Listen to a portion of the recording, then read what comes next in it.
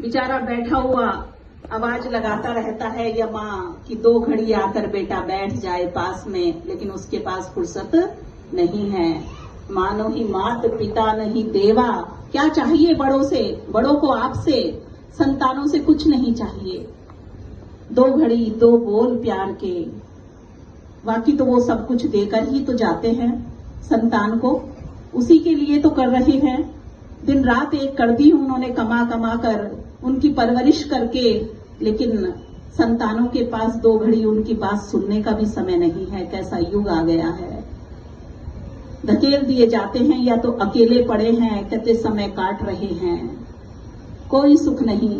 बीमार भी हुए तो अकेले ही या पड़ोसी लेकर जाते हैं। कई बार तो यहां तक हो रहा है कि कई बार तो शरीर का त्याग भी हो जाता है तो बालक बाद में ही आते हैं।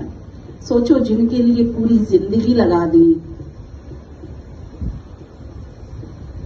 पूत कपूत तो क्यों धन संचय, और पूत सपूत तो क्या धन संचय, क्या धन संचय।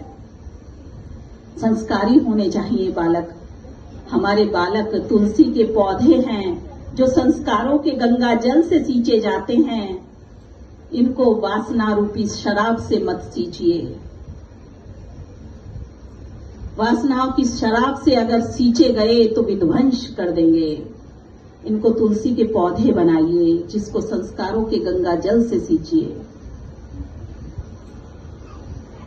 मानो ही मात पिता नहीं देवा, साधु न सन करवावे ही सेवा। जिनके यहाँ आचरण भवानी, ते जानऊ निश्चर संप्राणी।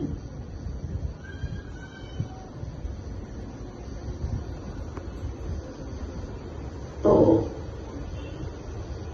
आगे कथा में लिए चलूं आपको। अभी मैं समुद्र मंथन की कथा है, जो मनोमंथन है।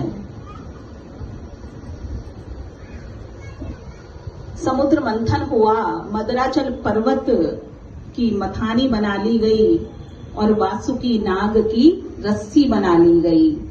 महाराज सरकारों की तरह गठबंधन हो गया। देवताओं में और दैत्यों में गठबंधन की सरकार हो गई। अच्छी तरह समझ पाओगे, इजी भाषा में समझा रही हूं।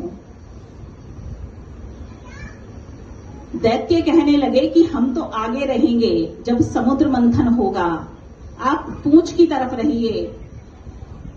अब सारे देवता विचार करने लगे, देखो कितने मूर्ख हैं।